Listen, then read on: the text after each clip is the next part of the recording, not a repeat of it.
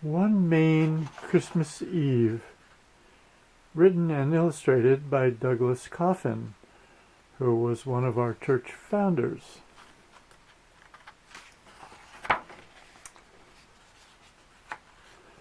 On a dark Christmas Eve, so solemn and cold, well after the very last church bell had tolled, from the earth deeply wrapped in a mantle of snow rose a thin plume of smoke from a farmhouse below.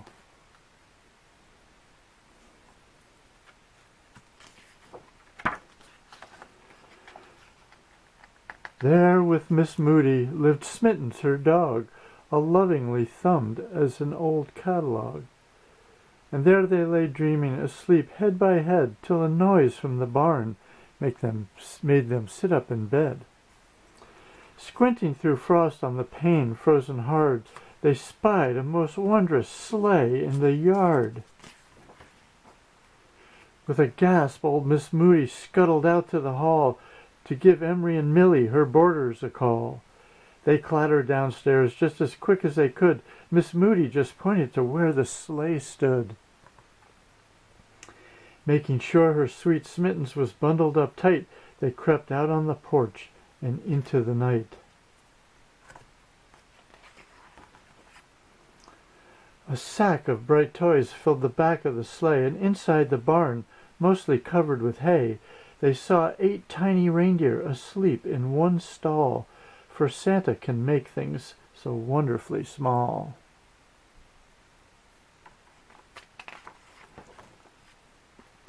They turned at the sound of a foot falling soft. 'Twas a little old elf with fresh straw from the loft. "I need this, Miss Moody," said a somber Saint Nick, "for my reindeer have all fallen dreadfully sick. My rounds are half finished, but I know girls and boys believe caring for animals comes before toys." He sighed as his beard settled into his chest. "My reindeer this Christmas," he added, "need rest." Miss Moody stroked Smittens and lowered her head.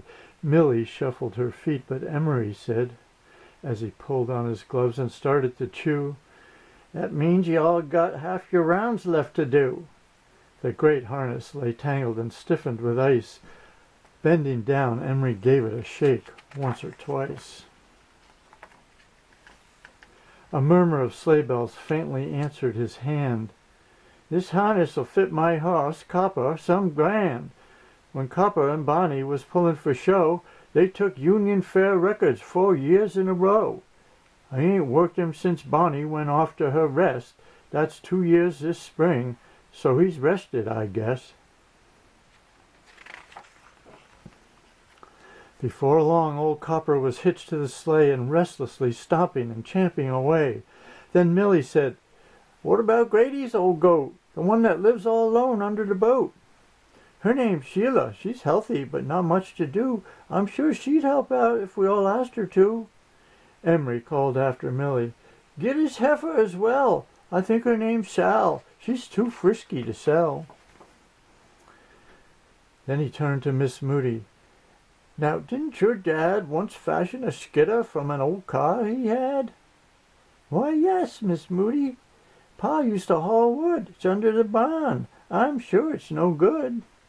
His toolbox in hand, Emery followed his light and disappeared wordlessly into the night. In a rattle of wrenches there came a great roar. The grunter was chugging through snowdrifts once more. With a smile, Emery wiped his hands off on his jeans. "The grunter strikes me as more beast than machine." Then, holding the halter of Sal the young cow, driving Sheila the goat with an evergreen bough, with a cheer Millie finally hove into view. She was followed by not only one goose, but 2. "They've been down by the pond since the middle of May." Santa stared at the birds and heard Emery say, "I'll hook up the goosers as one for the ride. They're skittish and probably best side by side." 5 harnesses filled, just 3 more to place. Santa felt a small smile at the edge of his face. Just then a gray cat rubbed against Millie's boot. "It's good riddance, by golly," she said with a hoot. "This cat loves her freedom and won't settle down. We all tend her a little the length of the town." From the pucker brush then came a tentative squeak. It was Pottle's pig, Cinda, who broke free last week. That plump Christmas dinner nuzzled Emery's knees. Unlike Pottle, his pig here is eager to please. They all gave a great cheer. "Just one more to go," cried Santa, who paced back and forth in the snow. "We must hurry, for time is slipping by." Then all of them suddenly stopped, and here's why. Miss Moody had set Smittens down in the snow, kneeling beside him, adjusting his bow. In a firm, quiet voice she said, "There, that makes 8. Better hurry up, Emery. It's already getting late." Emery tied Smittens in, gave his collar a tweak. Santa sprang to his sleigh, but before he could speak, old Copper leaned forward, and everyone caught the jingle bells as the harness snapped taut. With a long sigh, the sleigh creaked slowly ahead. It groaned, gave a clatter, then faster it sped. Just skimming the snow, the runners, now bright, then a flash as it lifted up into the night. Higher it circled round Miss Moody's barn, high above her lace hanky held aloft on her arm.